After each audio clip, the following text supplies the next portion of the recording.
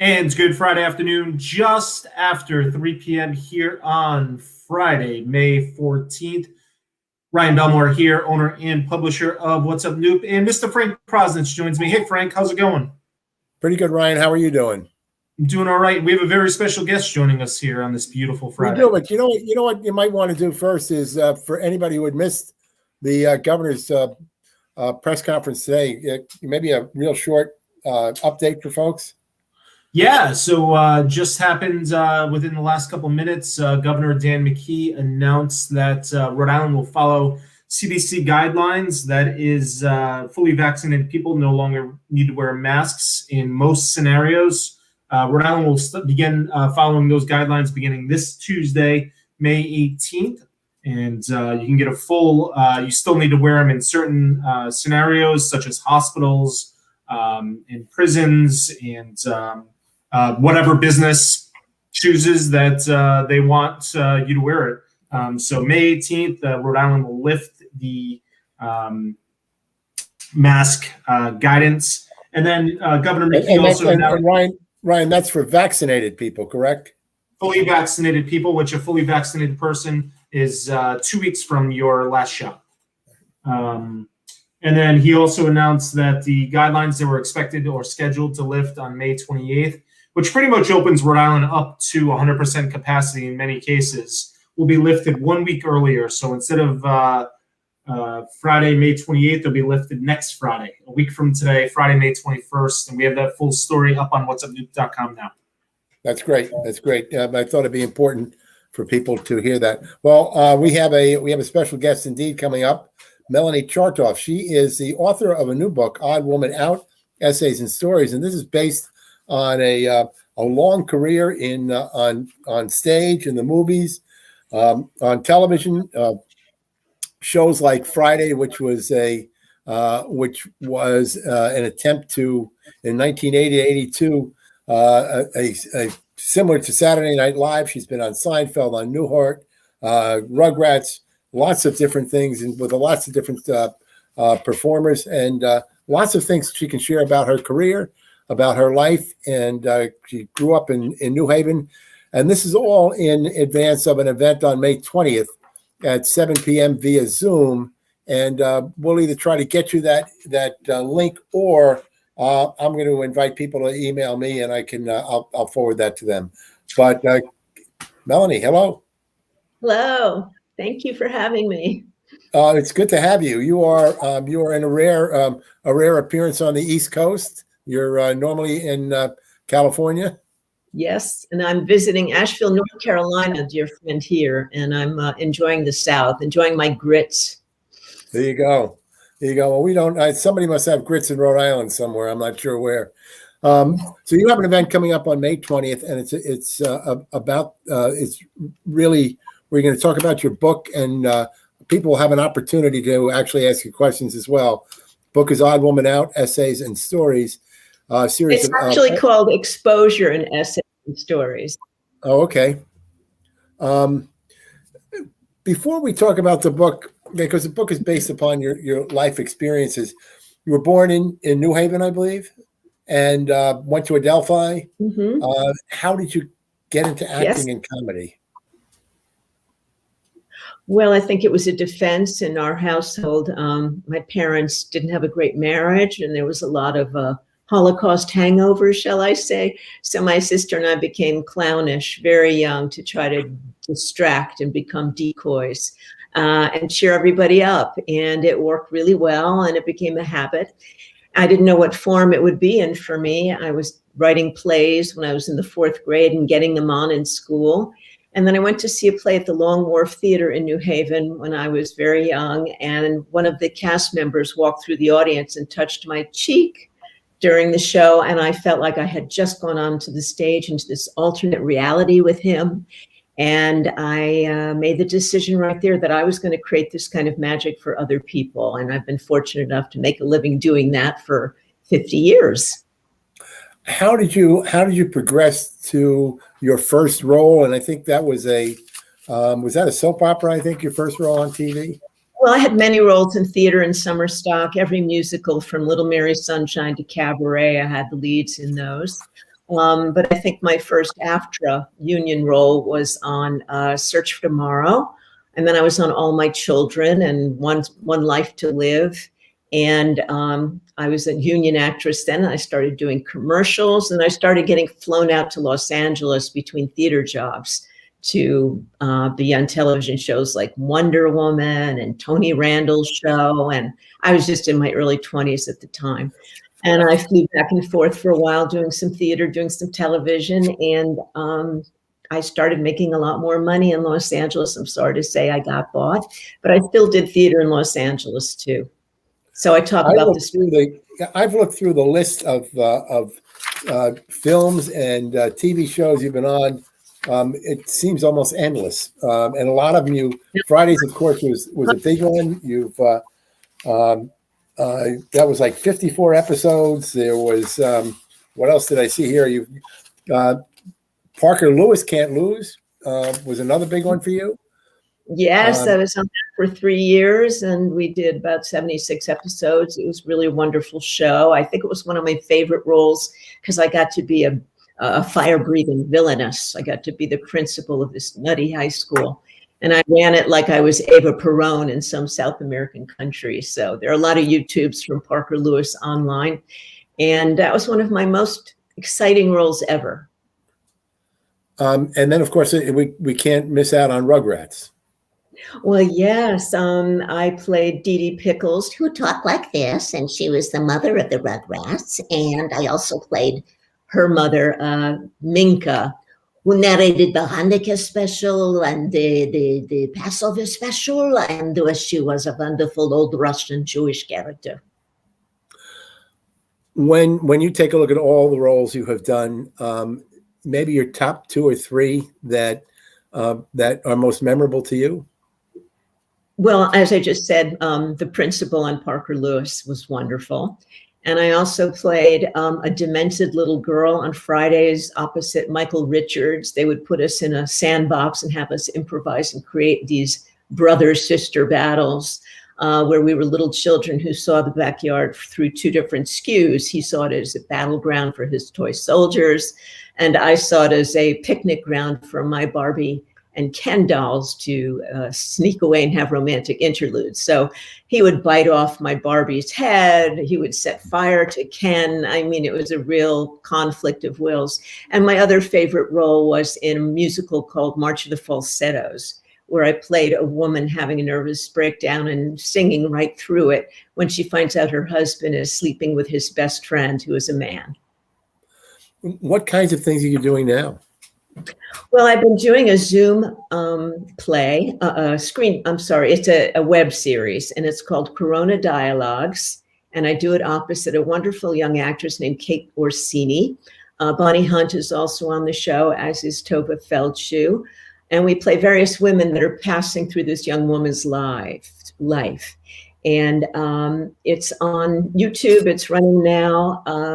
I hope it will go live soon, but at the moment we're still doing it on Zoom. It's called the Corona Dialogues. I want to switch for a while now and talk about your book. And this is your first book, and you're working on your second. And it's as I've looked at it, it seems like there's this series of essays, vignettes, if you will, on different subjects. Do you have an overall theme or something that you particularly want people to take from your book?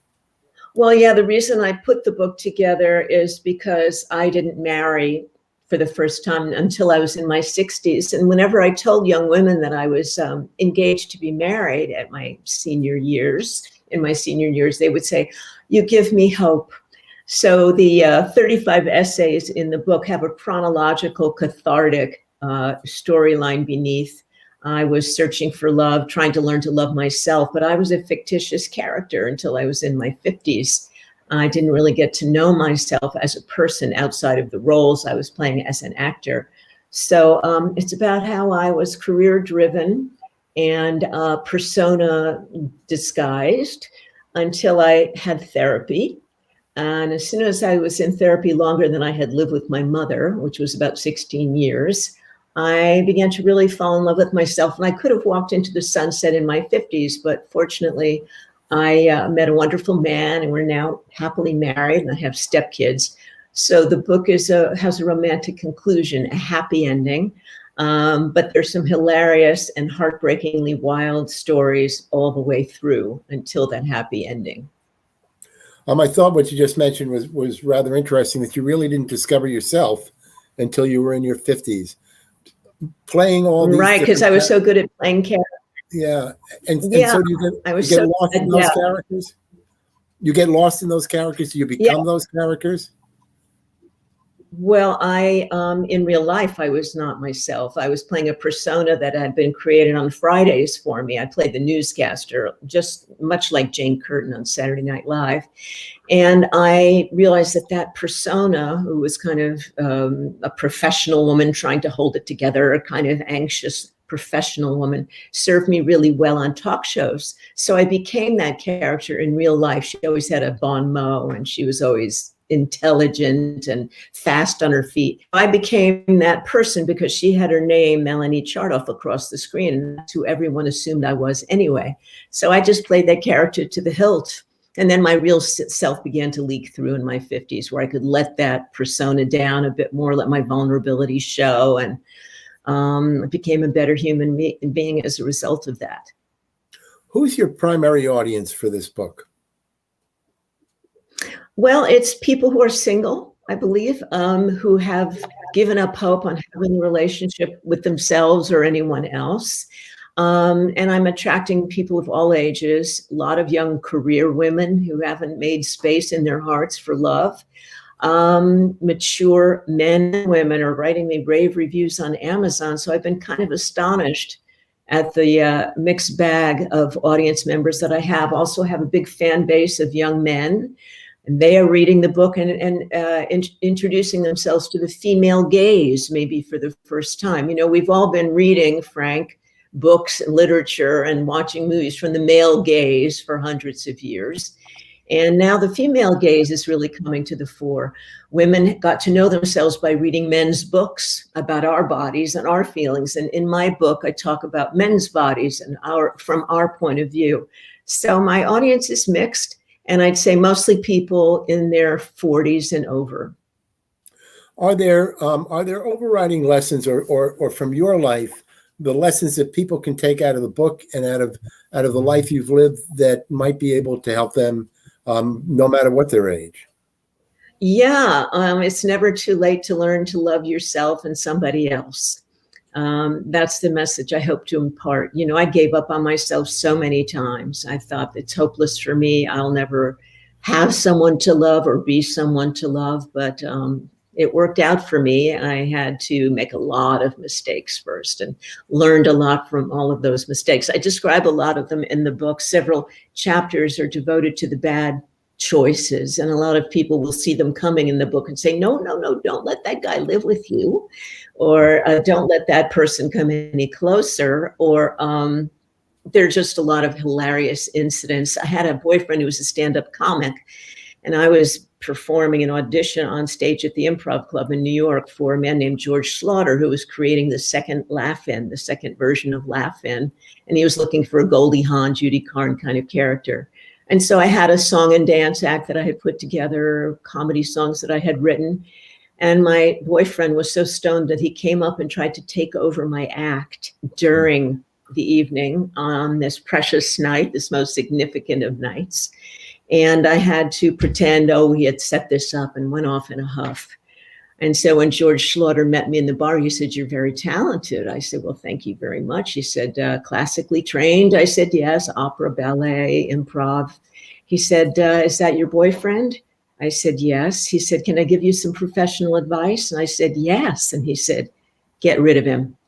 So I soon did. And then I was suddenly being brought out to Los Angeles and getting into bigger shows. So there's a funny story about that. There's also a very funny story about a fan giving me a homing pigeon for opening night of a musical, a live stage musical, and how I kept the pigeon. He had wanted me to send it back to him with a yes or a no as to whether I would have dinner with him or not.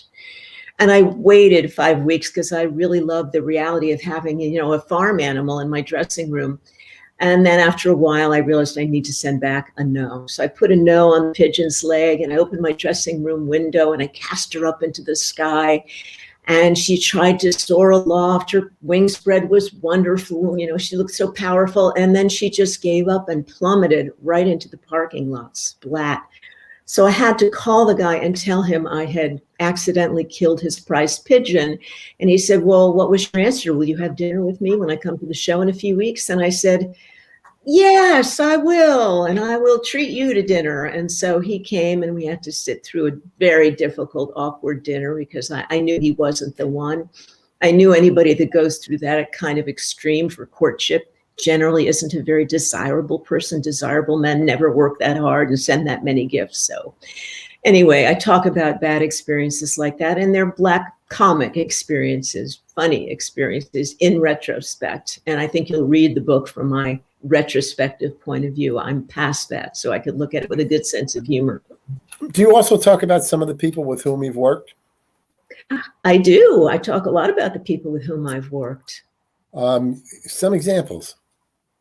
Well, Henny Youngman is an example. My father was an enormous fan of Henny Youngman's Take My Wife, Please line of thinking. Definitely a misogynistic act, if there ever was one. And he guest starred on a television show I was on, and I was holding the mic saying goodnight and thanking him and all the other cast members on this late night comedy show. And he came and he put his arm around me, and he put his arm, as most women have experienced, a little too far under my arm onto the side of my left mammary gland. And I pinned him, trying to keep his hand from going any further. And this was on live television. His hand was wiggling around under my arm, and that was a horrible experience. And I stared him down afterward, like, why would you do something like that? And he just laughed. He felt entitled. I felt indignant, and he went off and joined his entourage. So there are several incidents like that. I'm not telling tales out of school. Apparently he did this to a lot of women. Now, we talked the other day as well, and you talked about Johnny Carson, with whom you've had a very good relationship. Yes, I did. I did. No fault of mine, though, because I was so nervous on his show. And I kept, smart-assing with him, but he seemed to like playing along with me. It's on YouTube if you want to see it. But I was so nervous that we were he wanted to do a sketch with me. I was known for playing Nancy Reagan at the time. I did a damn good Nancy Reagan. And we were doing a sketch in which he played Ronnie Reagan, and we were on Family Feud with the real Richard Dawson. And he said to me, if I make a mistake, if I say the wrong word in the contest on Family Feud, hit me. I said, really? He said, yes. So he gave a wrong answer, and I hit him in the back of the head, and his head hit the mic. I hit him so hard. And I thought, oh my God, I'll never work on this show in this town again. But he loved it. He was so happy. He really enjoyed doing sketch comedy. I think he felt very trapped being at that desk all the time, interviewing other people and not getting to perform enough himself. So it worked out well in the end, but I have a whole story about that incident. I was also reading where I think this was on, I'm not even sure which show it was on. You were doing one sketch, and you were cold cocked on live TV by your co-star, Meredith Burrell, is it? And she failed to pull her punch during a skit, and you ended up chipping a tooth, is from what I read. Did. I went through the rest of the show with a gum bleeding because one part of my jaw had hit the other side of my tooth. And but it worked very well for the sketch. It was very funny. You can actually see that on YouTube too. I think it's called the Friday's Fighting Family. And I'm playing an old lady who's harassing her daughter-in-law, and her daughter-in-law just cold knocks her out. So it suited the sketch. So we've gone through a particularly difficult period in not only the nation but the world. This pandemic, where laughter sometimes was sparse. How important is laughter, is comedy, in trying to give us and keep us with a decent perspective on everything around us? Well, for me, it's urgent. It's my whole point of view that you need to witness your life sufficiently to have a sense of humor about it. Fortunately, when I was going through all my traumas of yesteryear, I always had an eye peeled for how could this be funny? How can I tell this story and make it funny in the future? And definitely during pandemic, we all sort of lifted each other up as much as we could on these wonderful Zooms. My husband and I would have lawn distance visits with friends. They would sit across the lawn from us in their masks, and we'd order out lunch and dinner and laugh together. And that really held us all, my community, together. We really felt close, even though we were at such a distance. So yes, to me, a sense of humor is paramount in this life. During the pandemic, how did you approach it? How are you able to make a living? And what did you hear from other people in your profession? We all missed acting together very much. A lot of us did Zoom plays. I did some Zoom readings of plays with Cecily Strong from Saturday Night Live and George Wendt and other terrific actors, because we could work together from all over the country. We did a bunch of these Pack plays. Eugene Pack is a playwright. I'm a big fan of his. And he would do these plays, and we would benefit the broadcast. So that was a great way to keep busy. Also, I've been still writing. I write for Chicken Soup for the Soul. The next editions, they come out every few months, and I'm in about 4 of them. And I was writing for the Jewish Journal, writing for different publications. And fortunately, my husband gave up his office. He's a therapist, and he started working upstairs from the guest house virtually. So we would meet for dinner and watch a wonderful streaming program in the evening. So for us, because we had each other, life was pretty good. And I would also stay in touch with all my single friends who were alone in apartments in cities all over the world. So it was a very social time, oddly, because Zoom makes it so easy to connect with people wherever they may be. I also coach. I coach charisma. I teach people to be more charismatic online, on Zoom. I teach them how to work with the camera, how to situate themselves and light themselves, and more importantly, connect emotionally with people through a camera and a microphone, which is not easy for everyone. But I've been teaching charisma for many years by the use of improvisational exercises. So if you go to my website, charismatizing.com, you can look up information about that. It seems to work very, very well. It gets people very present emotionally. And so I made a living. Yeah, who are some of your clients? Where do they come from? Are they out of the business community? I spent 10 years as editor of the business publication, and know that there were a lot of people who were top executives who absolutely could have used some training. Yeah, there are a lot of socially awkward executives as well as secretaries and stuff. Primarily, I was working with these women in Australia who were trying to break the glass ceiling of the agricultural business community there. There are companies there that have never had a female executive on staff.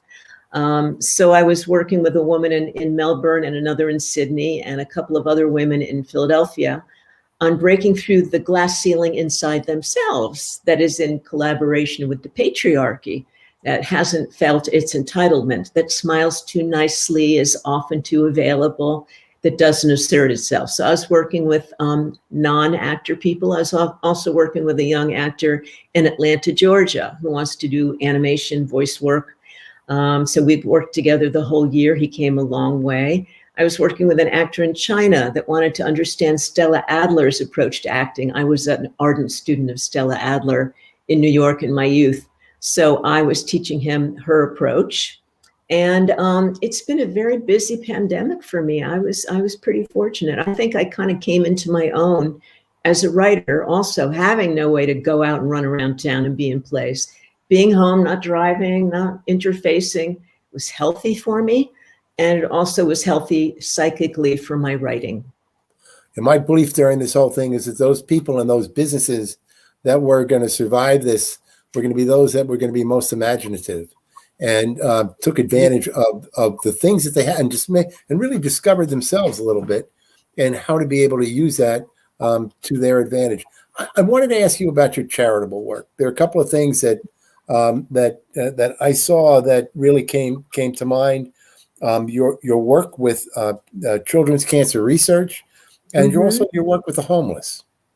Yes, I've done a lot of, before the pandemic, I did a lot of free concerts with comic friends of mine, singer friends of mine, to raise money for the homeless. And the concert was for the homeless. The homeless could attend. And they were given canned goods, foodstuffs, and a stipend for attending.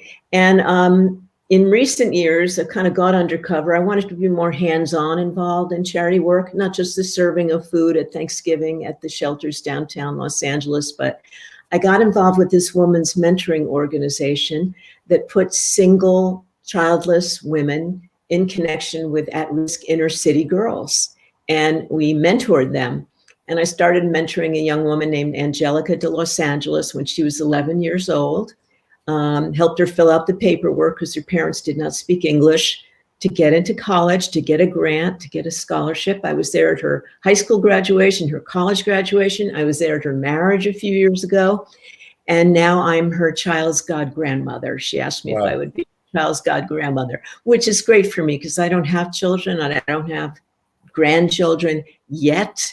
I'm hoping my stepkids will come through. So that has been one of the most gratifying charities, if you can call it that, or empowerments that I have done. And it really empowered me too. She kept me really good company during a period where I was very single, very alone.